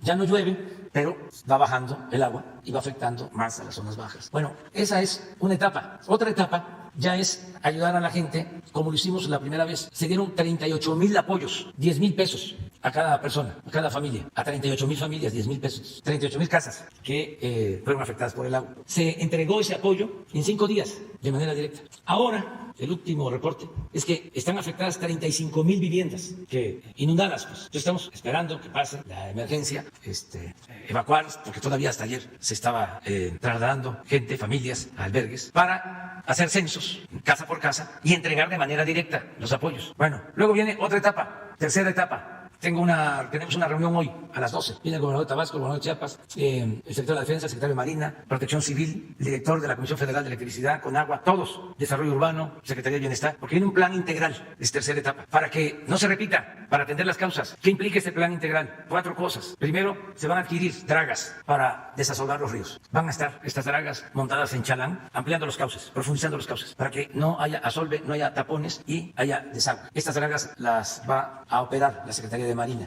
Lo segundo, control de las 4 presas del Grijalva, Angostura, Chicoacén, Malpaso y Peñitas. ¿Por qué control? Porque se va a procurar que en los meses de lluvia, agosto, septiembre, octubre, noviembre, permanezcan los vasos vacíos, los embalses, para no tener que defogar con urgencia en temporadas de lluvia y evitar aún estos 1.200 metros cúbicos por segundo, soltarlos a la planicie, tener más control. Y es equilibrar la protección civil con la generación de la energía eléctrica, porque no ha habido un buen manejo y se privilegia la generación de la energía eléctrica, no necesariamente de las hidroeléctricas del Grijalva, sino de las plantas particulares que son despachadas primero por la Comisión Federal de Electricidad, porque son los convenios que se establecieron de darle preferencia a la generación de energía eléctrica a las empresas particulares que le venden la energía eléctrica a la Comisión Federal de Electricidad, y las hidroeléctricas están paradas, no turbinan, están llenas de agua, porque solo las utilizan cuando hay una reducción de energía en la red nacional. Entonces todo eso lo vamos a ordenar. Lo tercero es un plan de desarrollo urbano, y el punto 4 es bienestar, es un programa integral. Estamos en eso, y de aprovechar para decirle a los paisanos que no están solos, que estamos haciendo todo para apoyarlos como siempre. Me llama mucho también la atención de que hay toda una campaña en los medios, los que no nos quieren, me estaban diciendo, no sé si sea cierto, que hasta estos periodistas que no nos ven con buenos ojos, ya están por irse a Tabasco a hacer reportajes para que la gente nos cuestione o nos critique o nos exija o manifieste que no estamos haciendo nada. Están muy desesperados nuestros adversarios, pero tenemos nuestra conciencia tranquila. Yo tengo un tribunal, que es el que me juzga, y ese tribunal es mi conciencia. Si no tuviese mi conciencia tranquila, pues no podría yo gobernar el país. No podría, ni siquiera descansar, no podría dormir. Yo tengo mi conciencia tranquila. Presidente, ¿y estos recursos que se estarían entregando serían de manera directa por parte del gobierno federal? Sí, todo de manera directa, porque eso es lo otro. El famoso Fonden era pues un hoyo negro de corrupción. Están presentadas denuncias en la Fiscalía General de cómo manejaban el Fonden. Bueno, aquí lo hemos visto, de cuánto dinero se utilizaba. Había la práctica de que en un caso como este de inundación, inmediatamente se solicitaba de parte del gobierno estatal que se declarara una emergencia, porque eso implicaba mandar dinero y comprar sin control enseres y equipos a precios elevadísimos. Hay proveedores todavía enjuiciados de esa época. Entonces ya no es así. Ahora cada dependencia maneja su presupuesto. Y no es el Fonden, no son 5,000, 10,000 millones. Es todo el presupuesto, todo lo que tengamos. Afortunadamente tenemos finanzas públicas sanas y es todo lo que se necesite, porque ¿para qué es el gobierno? Pues para ayudar al pueblo y para ayudar a quien está padeciendo de una desgracia, ayudar a los pobres. Entonces el presupuesto es para eso y tenemos afortunadamente recursos para atender. No hace falta que este fideicomiso, que se maneje independiente, sin transparencia, para que se roben el dinero, o este fondo especial, ya eso se terminó. En el caso de las dragas, ¿quién va a manejar las dragas? La Secretaría de Marina. En el caso de la regulación, el control de las presas, Conagua y Comisión Federal de Electricidad, y si es necesario, una comisión del río Sergio Grijalva, para las hidroeléctricas, un responsable, un especialista, que sea el que con los técnicos decida a partir de que vamos a definir lo que se conoce como el uso de un caudal ecológico y de protección civil, desde Angostura, pasando por Peñita, Chicoacén, Malpaso y Peñita. Entonces, en el caso de desarrollo urbano, pues es Román Meyer el responsable. Es un programa integral para la infraestructura que hace falta: el agua, las plantas de tratamiento, los cárcamos, el bombeo, la pavimentación de las calles, la vivienda y el bienestar. Pues es el programa integral que se sigue ayudando a toda la gente. Presidente, y por último, rápido, el Grupo Electra tiene un adeudo con el SAT, pero particularmente en un caso más de 18,000 millones, de acuerdo incluso con una declaración de la directora del SAT. La pregunta es, ¿ya están pagando estos impuestos o están en pláticas? Porque pues estos recursos precisamente pudieran estar ayudando mucho a todos estos casos, como en el caso de Tabasco. En todos los casos se está llevando a cabo un procedimiento legal. En este asunto fue un tribunal el que resolvió, falta todavía otra instancia, pero al mismo tiempo se está dialogando con las empresas. Se ha venido llegando a acuerdos con muchas empresas. Quiero también agradecer de que empresas que tenían adeudos se han puesto al corriente. Por eso hemos resistido la crisis económica que precipitó la pandemia. No se nos ha caído la recaudación de manera estrepitosa. Sí, ha habido una disminución, pero en términos cuantitativos, nominales, hemos recaudado más que el año pasado. En términos reales, sí ha habido una disminución. A ver si no tienes lo de cómo estamos en la recaudación. ¿Por qué no hemos padecido en la recaudación de impuestos y en los ingresos generales del gobierno? Porque ya no hay condonación de impuestos como era antes y las empresas están poniéndose al corriente. No ha habido necesidad de presentar querellas. Se les convoca, se les convence de que tienen esos adeudos. Muchas veces los abogados, fiscalistas, asesores los engañan o los valorientan de que van a ganar los juicios y que tienen muchas influencias y ahora les estamos haciendo ver de que no es así, de que ya se terminó todo eso. Pero miren, esto es de ayer. A ver si tienen el de ayer, lo debe tener Laura. Pero este es enero-septiembre, este es 19, 2.989. En el 20, 3.030.000. En términos nominales es más, estamos hablando como de 10, 15.000 millones más. Pero en términos reales es menos 1.7. De todas maneras, esto para el paro de la actividad productiva que se padeció, afortunadamente no es nada. A ver si también te dan, porque es importante, el dato sobre deuda. Ayer, como estuvo el peso que se apreció, ya ayer, este es el actualizado, sí. Es esto. Aquí son ya 3.328 en el 19 y la recaudación ahora es 3.365. Estamos hablando de 30, 35.000 millones más. Pero en términos reales, por inflación, es menos 2.2. Esos son ingresos generales. Los tributarios, aquí sí es más lo que se ha recaudado. 2.707 en el 19, en el 20, 2.771. De todas maneras es 0.9 menos por inflación. Y si ya vemos impuestos sobre la renta, pues aquí ha habido un incremento en términos reales, poco. Aquí es donde están las devoluciones, o mejor dicho, los pagos pendientes, los cobros. Estamos hablando de cobros de 8, de 10.000 millones de pesos por empresa. No, hay otro que es sobre el peso, sobre el comportamiento del peso con relación al dólar. Bueno, les comentaba, los empresarios nos están ayudando, toda la gente, todos los contribuyentes. Nos quedan algunos pendientes porque se mal acostumbraron pues al uso de las facturas falsas, los famosos factureros que entregaban facturas falsas como tirar confeti, o sea, eran cientos, miles de facturas falsas y ahora ya es delito grave. Es esto, pero a ver si tienes el de tipo de cambio. Sí, pero hay otra, la que sigue. Aquí está, esta. Miren, esta es la variación del tipo de cambio respecto al dólar desde que llegamos al gobierno hasta ayer. Aquí está el peso, tablas. Es decir, no ha habido devaluación. Hasta ayer, porque ayer se apreció el peso. Le damos una repasadita a los otros países, porque no, es de mal gusto, pero porque siempre nos cargan la mano, ¿no? Hay una especie de, está mal dicha la palabra, no la voy a mencionar, pero de admiración hacia lo que se hace afuera, ¿no? Y de desprecio a lo nuestro. La verdad es que se están manejando con mucha responsabilidad las finanzas públicas y de todos estos países, todos estos es devaluación, solo apreciación acá. Estamos hablando del periodo que pasa por la pandemia. Hay otra que es del año pasado, la que sigue, esta. Aquí sí, en todo el periodo, ya dijimos, 0. En el año, 7,6 de depreciación. Pero como en el 19 se apreció el peso, por eso en los 2 años no ha habido devaluación.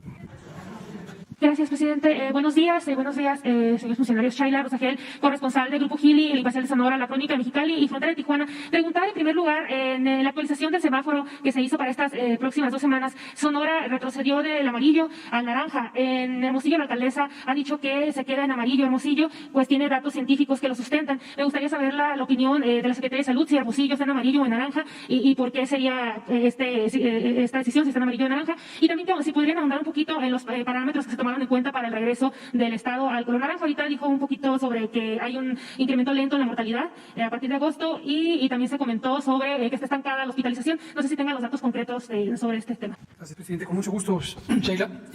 Primero sobre esta controversia o diferendo de opinión que hay entre la gobernadora y la presidenta municipal. Comentábamos hace algunos pocos días, precisamente a comentario de un periodista de Sonora, Damián Duarte, la importancia de entrar en diálogo. A nadie le sirve tener posiciones encontradas y que alguien diga yo soy más intenso en lograr el control o que otra persona diga yo soy más laxo. A final de cuentas, independientemente de la responsabilidad que uno tenga en un gobierno, el gobierno federal, el gobierno estatal o el gobierno municipal, quienes tienen los impactos positivos de nuestro actuar o no tan positivos de nuestro actuar son las personas. Es el pueblo que reside en un punto concreto del país y ese todo punto del país pertenece a un municipio, pertenece a un estado y por supuesto pertenece al país. Entonces es muy importante no entrar en controversias irreconciliables. Toda diferencia de opinión puede ser muy valiosa, pero es importante dialogar al respecto. En términos metodológicos, en términos técnicos, sobre el semáforo hemos conversado muy ampliamente. En la esfera pública hemos presentado diversas ocasiones el semáforo, pero también lo hemos platicado con los gobiernos estatales, quienes son autoridades sanitarias, que no se nos olvide. Los gobiernos estatales, las personas titulares, son autoridades sanitarias. Los gobiernos municipales no son autoridades sanitarias. Entonces, en un momento dado, si existe una diferencia de opinión y se está invocando una razón de salud para establecer acciones administrativas que lleven a reducir la movilidad, sí corresponde al gobierno del Estado la última palabra. Pero consideramos que es saludable dialogarlo. Decíamos, en términos metodológicos, el semáforo, si se empieza a aplicar en regiones muy pequeñas, pierde su validez. Lo voy a poner con un ejemplo y con ello abordo su segunda pregunta. Uno de los 10 indicadores del único semáforo de riesgo COVID que tiene el país es la ocupación hospitalaria, tanto la tendencia como el porcentaje de ocupación. Si tenemos en un estado 5, 6, 7 hospitales con cierto número de camas, digamos 120, 200 camas, podemos calcular un promedio de manera estable, de manera sólida. Si en un municipio hay un hospital o 2 y hay 25 o 30 camas, el cálculo del porcentaje desde luego se puede hacer en términos aritméticos, pero la interpretación no es tan apropiada respecto al riesgo de COVID, tanto en materia de la ocurrencia de enfermedad como de la respuesta a la misma. Entonces, en ese sentido, hemos explícitamente recomendado que no se utilice el semáforo para demarcaciones muy pequeñas, porque no tiene la misma validez. Hay que usarlo para el país en su conjunto y para cada entidad federativa. ¿Sí? Entonces, doctor, para que quede claro, entonces Hermosillo estaría en el semáforo naranja como todo el estado. Y cuando asignamos un color al Estado, lo que buscamos es que la metodología del semáforo sea estable, sea robusta, pero ciertamente la realidad debe interpretarse con otras perspectivas de lo que está ocurriendo localmente. El semáforo es un indicador general, esto lo hemos dicho múltiples veces, es un indicador general, pero nadie mejor que los habitantes de un territorio o sus autoridades directas, tanto municipales como estatales, para identificar lo que está ocurriendo en la realidad. Le pongo un ejemplo que hemos comentado respecto a otros estados, Coahuila y Chihuahua.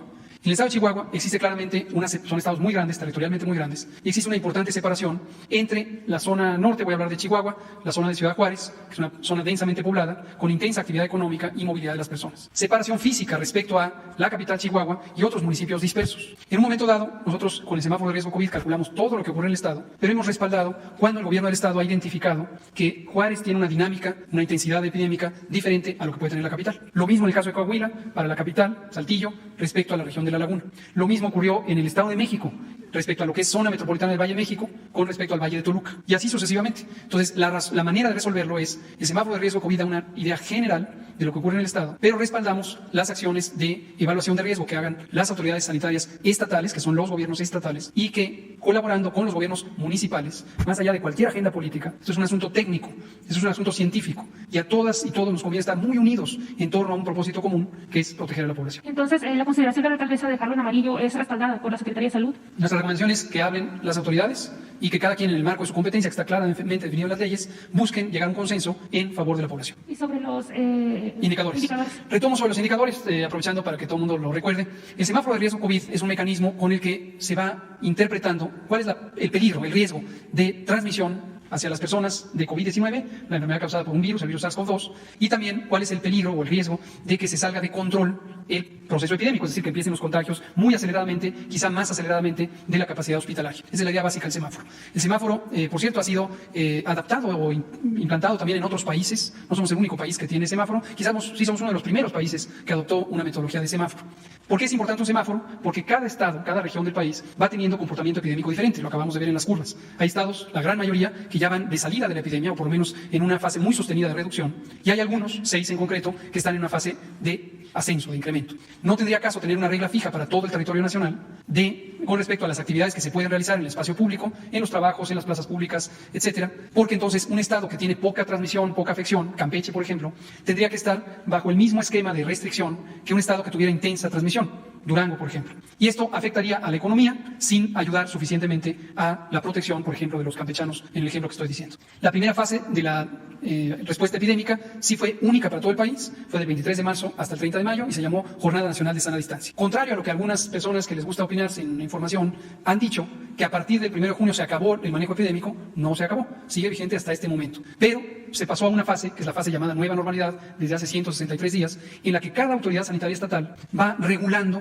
la salida de las personas al espacio público y de acuerdo a lo que indica su semáforo de riesgo COVID. Al inicio, el semáforo tenía 4 indicadores. Después, conversando con los gobernadores y las dos mandatarias estatales, la de Sonora y la jefa de gobierno de la Ciudad de México, tuvimos una muy positiva retroalimentación. En la discusión pública se interpretó como que estábamos peleados y como que estatales versus federales. No es el caso. Cada quien aportó lo que pudo, lo que quiso, y fue muy positiva la retroalimentación. El semáforo mexicano es orgullosamente de todas y todos y se amplió y ahora tiene 10 indicadores. No detallaré cada uno de ellos, quizá lo podemos hacer esta noche en la conferencia vespertina, lo hacemos periódicamente, pero les platico de lo que significa en términos generales. Son 4 dimensiones. Una es cómo se está comportando la epidemia en términos de la transmisión y hay indicadores respectivos sobre la velocidad a la que ocurren los contagios, incluyendo una variable epidemiológica muy importante que se llama R, el número de reproducción en el tiempo. La segunda dimensión es cómo responde el gobierno o la sociedad respecto a la epidemia en la capacidad hospitalaria. Y la capacidad hospitalaria tiene indicadores sobre la ocupación absoluta o relativa en términos del porcentaje de camas, lo que presentamos también todos los días, se acabó de presentar, y otra la velocidad a la que va ocurriendo este cambio. Hay una dimensión específica de toda la enfermedad respiratoria que puede dar los síntomas de COVID, fiebre, tos, dolor de garganta, dolor de cabeza, cuánto corresponde realmente al virus SARS-CoV-2 y es el porcentaje de positividad que acabo también de comentar y comentamos todos los días. Este es muy importante porque particularmente en esta temporada de octubre y hasta marzo tenemos otras enfermedades respiratorias que pueden dar los mismos síntomas, pueden producir una enfermedad muy parecida que requiera hospitalización de las personas. La más importante es la influenza. Entonces, si reconocemos cuál es la parte que contribuye COVID, cuál es la parte que contribuye influenza, nos permite ir tomando algunas decisiones sobre el manejo y las previsiones de la respuesta hospitalaria. Y finalmente hay un componente importantísimo, que es uno de los que se agregó en la segunda versión del semáforo, que es sobre la mortalidad.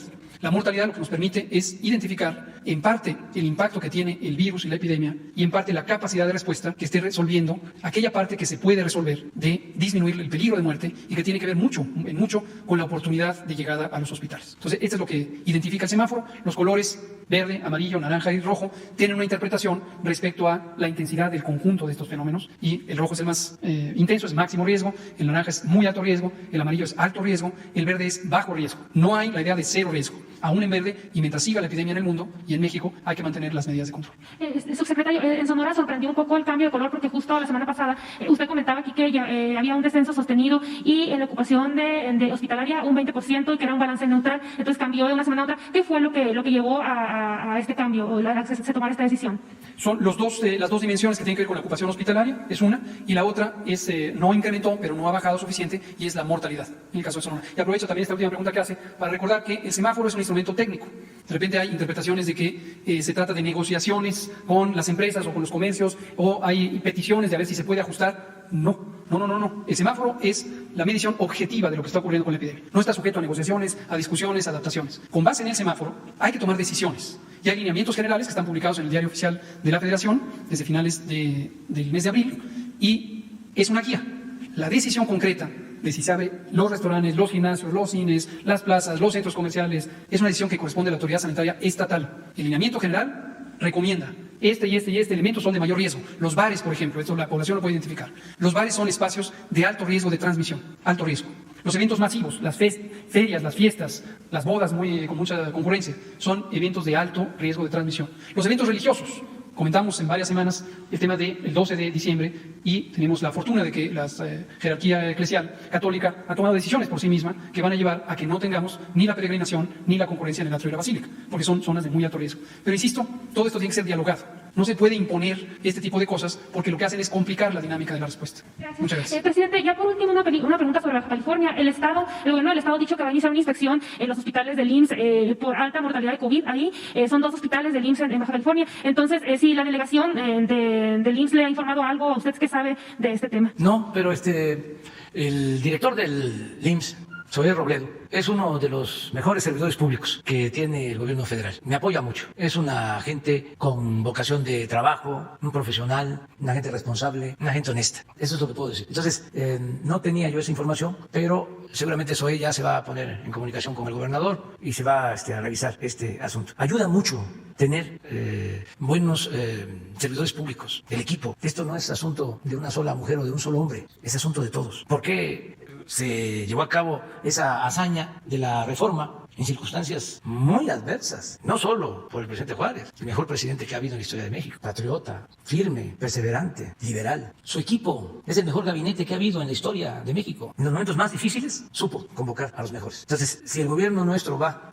bien, es por el equipo, por lo que se hace entre todos. El sector salud está bien integrado. Secretarios de salud, pues una eminencia, premio nacional de ciencia, maestro, investigador, nivel 3. No, eres emérito. Pero además, ¿qué es lo más importante? Con dimensión social, humano, honesto, no le interesa el dinero, no está viendo qué negocios hace con las farmacéuticas. Eso es importantísimo. Del doctor Hugo López-Gatell. Lo mismo, científico de primera, responsable, honesto, con convicciones. ¿Cuándo se había visto esto? Y el secretario de Relaciones Exteriores, que está aquí también, un profesional. Entonces, vamos muy bien por eso. Y si a eso le agregan el que la gente está participando, que es un gobierno del pueblo, para el pueblo y con el pueblo, pues vamos muy bien. Claro que nos duele, ¿no?, lo que ha venido ocurriendo en la pandemia. Nos tocó una situación difícil, pero así es. ¿Cómo se demuestra? Si se tiene altura. En los momentos, vamos a decir, sin sobresaltos, sin crisis, pues no hay mucho problema. En los momentos difíciles, ¿qué hubiese pasado si le hubiésemos hecho caso a todos los que planteaban de que había que rescatar a las empresas y a los bancos y endeudar al país y hacer una tregua para que las corporaciones y las empresas no pagaran impuestos hasta que se repusieran? ¿Cómo estaríamos ahora? Endeudados como país, sin recaudación. ¿De dónde íbamos a sacar para firmar los acuerdos y tener aseguradas las vacunas, o para apoyar a damnificados, o para que no se cerraran por entero masivamente todas las pequeñas empresas? ¿De dónde íbamos a sacar para dar los créditos a las pequeñas empresas si hubiésemos continuado con esa política que nos recomendaban, que era más de lo mismo, lo que se reflejó claramente con el FOBAPROA, el convertir las deudas privadas en deuda pública? No crean, hubieron intentos de decir, ¿por qué no se rescata esta empresa? ¿Por qué no se rescata esta otra? Y desde aquí se dijo, no, se va a rescatar al pueblo. Y es de abajo hacia arriba. Y esto, el rescatar a los de abajo, va a ayudar a los de arriba. Y funcionó la fórmula. Y dijimos, vamos a caer y vamos a levantarnos. Y está sucediendo. Ya dejamos de perder empleos, se están recuperando los empleos, está creciendo la economía, tenemos recaudación aceptable, no hay devaluación mayor de la moneda, depreciación de nuestro peso, sigue llegando inversión extranjera y vamos a ir recuperándonos. Porque se tomaron las decisiones correctas. Lo mismo en el caso de la pandemia. Si no nos ayuda la gente como lo hicieron, de que se quedaron en sus casas y se extiende el contagio y se nos saturan los hospitales, ¿cómo estaba el sistema de salud? Por los suelos. Tuvimos que reconvertir hospitales y tenemos, a pesar de la desgracia, la satisfacción de que nadie se ha quedado sin atención médica. Entonces, todo esto tiene que ver con una estrategia de gobierno y con el apoyo de los servidores públicos. Y por eso se refleja, se enojan los adversarios, hacen encuestas y se jalan de los pelos. Ya me los imagino. No puede ser. ¿Sí? ¿Cómo es que tienen aceptación? ¿Sí? ¿Cómo es que los apoya el pueblo? Pues es que el pueblo es sabio, el pueblo no es tonto, tonto es el que piensa que el pueblo es tonto. Como a ellos no les importaba el pueblo, la política era asunto de los políticos. El pueblo no sabe. La política es estar bien arriba, tener palancas y así colarse y tener influencia y recibir contratos y sacar provecho. ¿Y para qué vas a estar pensando en el pueblo? ¿Para qué ayudas al pueblo? Si el pueblo es malagradecido. No. Preocúpate por ti, por tu familia, no dejes pasar la oportunidad. Esa era la mentalidad que prevalecía. No, el pueblo no es malagradecido, el pueblo es mucha pieza y la gente es la que puede llevar a cabo la transformación, o es con la gente que se puede llevar a cabo la transformación. El pueblo es el motor del cambio. Si nos olvidamos del pueblo, entonces sí, los pasquines, el Reforma, el Universal, IREM, o etcétera, etcétera, etcétera, etcétera, etcétera, no, nos someten, nos derrotan, porque se nos viene una campaña como la que está montada desde hace algún tiempo en contra, y le damos la espalda al pueblo. Cuando vayamos a buscar al pueblo para que nos ayude, ya nadie va a estar dispuesto a hacerlo. Una de las cosas más tristes en la historia política de México fue cuando salió al balcón, a punto de ser detenido, al balcón presidencial, Madero, a decir, me están traicionando, y ya, no había quien lo defendiera. Muy triste, siendo un hombre consecuente, pero no entendió, a pesar de ser un hombre bueno, de que era necesaria la alianza con el pueblo, sobre todo la alianza con el movimiento campesino. Él unirse a Zapata y tener respaldo y cumplirle a la gente lo que había dicho en el artículo 3 del Plan de San Luis, de que se iban a devolver las tierras a los pueblos. Entonces no hubo eso y se quedó sin bases. Entonces por eso estos militares autoritarios, represores, lo asesinaron, pero no tenía respaldo popular. Un hombre bueno, sacrificado, apóstol de la democracia, un idealista. Entonces la lección es nunca darle la espalda al pueblo. Como decía Juárez, con el pueblo todo, sin el pueblo nada. Entonces vamos hacia adelante a la transformación, enfrentando todas las adversidades, y vamos bien. Ya viene el día 1 de diciembre, vamos a informar al pueblo de México de todo lo que se ha logrado en 2 años, qué es lo que queda pendiente para seguir transformando a México. Muy bien, nos vemos mañana. Mañana, que ya es muy tarde, luego nos lo reclaman. Que ustedes se tardan, pero que yo me tardo más, pero ya siempre ofrezco disculpa porque yo no hablo de corrido. Entonces, por eso tardo más. Dios.